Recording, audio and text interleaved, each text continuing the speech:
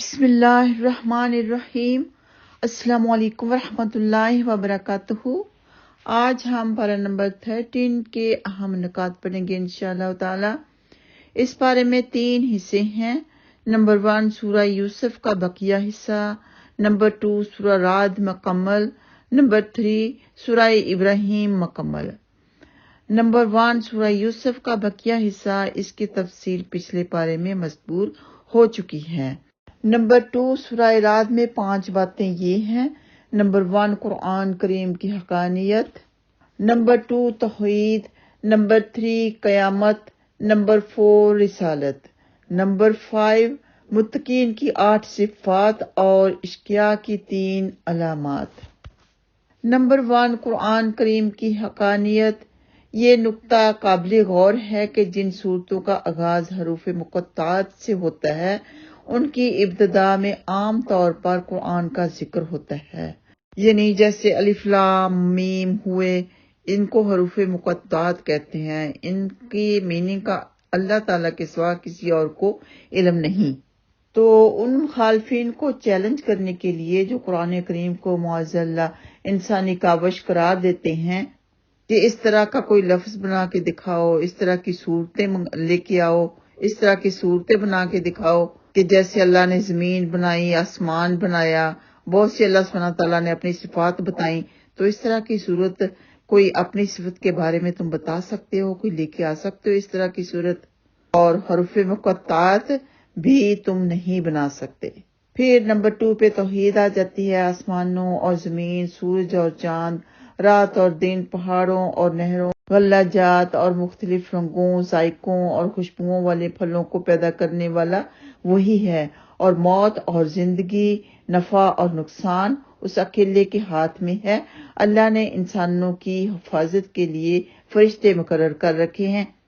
پھر نمبر 3 پہ قیامت کے بارے میں آ جاتا ہے کہ مشرکوں کو تو اس پر تعجب ہوتا ہے کہ مردہ ہڈیوں میں زندگی کیسے ڈالی جائے گی، جبکہ در حقیقت باعث تعجب بعد الموت نہیں ہے، بلکہ ان لوگوں کا تعجب سے یہ کہنا باعث تعجب ہے۔ نمبر 4 پہ رسالت آ جاتی ہے۔ ہر قوم کے لیے کوئی نہ کوئی رہنما اور پیغمبر بھیجا جاتا ہے تاکہ وہ قیامت والے دن یہ نہ کہیں کہ ہمیں تو بتانے والا کوئی آیا ہی نہیں تھا۔ پھر نمبر 5 پہ متقین کی 8 صفات اور اشقیاء کی 3 علامات ہیں۔ متقین کی 8 صفات یہ ہیں۔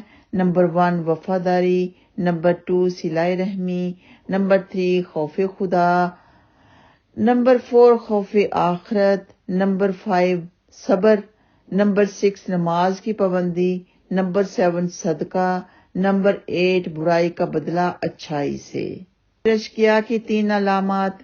نمبر 1 وعدہ خلافی، نمبر 2 قطاع رحمی، نمبر 3 فساد فی الارض، زمین میں فساد۔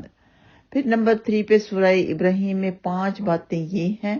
نمبر 1 توحید، نمبر 2 رسالت، نمبر 3 قیامت، نمبر 4 چند اہم باتیں، نمبر 5 6 دعائیں۔ پھر توحید آ جاتی ہے۔ تمام آسمانوں اور زمینوں کو اللہ نے بنایا ہے، اسی نے آسمان سے پانی اتارا، پھر انسانوں کے لیے زمین سے قسم قسم کے پھل نکالے، اور پانی کی سواریوں اور نہروں کو انسانوں کے تابع کر دیا، اور سورج اور چاند اور رات اور دن کو انسانوں کے کام میں لگا دیا۔ غرض جو کچھ انسانوں نے مانگا اللہ سبحانہ تعالیٰ نے عطا کیا۔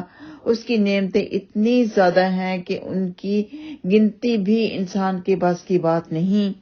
رسالت کے ضمن میں کچھ باتیں یہ ہیں کہ نبی پاک صلی اللہ علیہ وآلہ وسلم کی تسلی کے لیے بتایا گیا کہ سابقہ انبیاء اکرام کے ساتھ بھی ان کی قوموں نے اعراض و انکار اور عداوت و مخالفت کا یہی رویہ اختیار کیا تھا جو آپ کی قوم اختیار کیے ہوئی ہے۔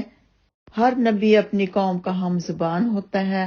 پچھلی قوموں کے مکذبین یعنی جھٹلانے والوں کے کچھ شبہات کا ذکر کیا گیا ہے۔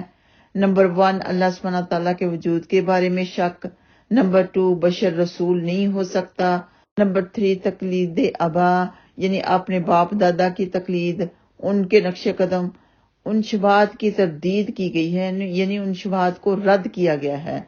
پھر نمبر 3 پہ قیامت کے بارے میں آ جاتا ہے کہ کافروں کے لیے جہنم اور مومنین کے لیے جنت کا وعدہ ہے، جنت کی نعمتوں اور جہنم کی ہولناکیوں کا ذکر ہے۔ روز قیامت حساب کتاب ہو چکنے کے بعد شیطان گمراہوں سے کہے گا کہ جو وعدہ اللہ نے تم سے کیا تھا وہ تو سچا تھا، اور جو وعدہ میں نے تم سے کیا تھا وہ جھوٹا تھا۔ میں نے تم پر زبردستی نہیں کی تھی، تم خود میرے بہکاوے میں آ گئے تھے۔ اب مجھے ملامت کرنے کے بجائے اپنے آپ کو ملامت کرو۔ پھر نمبر 4 پہ چند اہم باتیں آ جاتی ہیں کہ شکر سے نعمت میں اضافہ ہوتا ہے اور ناشکروں کے لیے اللہ سبحانہ تعالیٰ کا سخت عذاب ہے۔ یہاں پر ایک بات اور بتا دوں کہ انسان کا بھی شکر ادا کرنا چاہیے۔ جو آپ کے اوپر احسان کرے آپ اسے شکریہ، تھینک یو کچھ نہ کچھ ضرور کہیں، کیونکہ جو انسان کا شکر ادا نہیں کرتا وہ گویا کہ اللہ کا شکر ادا بھی نہیں کرتا۔ تو اللہ کا شکر ادا کرنا بھی بے حد ضروری ہے اور انسانوں کا شکر ادا کرنا بھی بے حد ضروری ہے۔ پھر کافروں کے اعمال کی مثال راکھ کی سی ہے کہ تیز ہوا آئے اور سب اڑا لے جائے۔ پھر 3 نمبر پر حق اور ایمان کا کلمہ پاکیزہ درخت کی مانند ہے، اس کی جڑ بڑی مضبوط اور اس کا پھل بڑا شیریں ہوتا ہے، اور بادل اور ضلالت کا کلمہ ناپاک درخت کی مانند ہے، اس کے لیے قرار بھی نہیں ہوتا اور وہ ہوتا بھی بے ثمر ہے، بے پھل ہوتا ہے۔ پھر نمبر 4 پہ اللہ سبحانہ تعالیٰ ظالموں کی کرتوتوں سے بے خبر نہیں ہے، یہ اللہ نے فرمایا ہے۔ پھر نمبر 5 پہ 6 دعائیں آ جاتی ہیں حضرت ابراہیم علیہ السلام کی اپنے رب سے۔ 6 دعاؤں کا ذکر اس طرح سے ہے: نمبر 1 امن، نمبر 2 بت پرستی سے حفاظت، نمبر 3 اقامت صلاح، نمبر 4 دلوں کا میلان، نمبر 5 رزق، نمبر 6 مغفرت کی درخواست۔ اور پارہ کے آخر میں اللہ سبحانہ وتعالیٰ فرماتے ہیں، جس کا ترجمہ ہے: یہ قرآن تمام لوگوں کے لیے اطلاع نامہ ہے کہ اس کے ذریعہ سے وہ ہوشیار کر دیے جائیں اور بخوبی معلوم کر لیں کہ اللہ ایک ہی معبود ہے، اور تاکہ عقل مند لوگ خوب سمجھ لیں۔ اللہ اکبر۔ اللہ سبحانہ وتعالیٰ ہم سب کو عمل کی توفیق عطا فرمائے۔ آپ سب کو ہمارے ساتھ، ہمیں آپ کے ساتھ اسی دین کی وجہ سے جوڑے رکھے، آمین یا رب العالمین۔ السلام علیکم ورحمۃ اللہ۔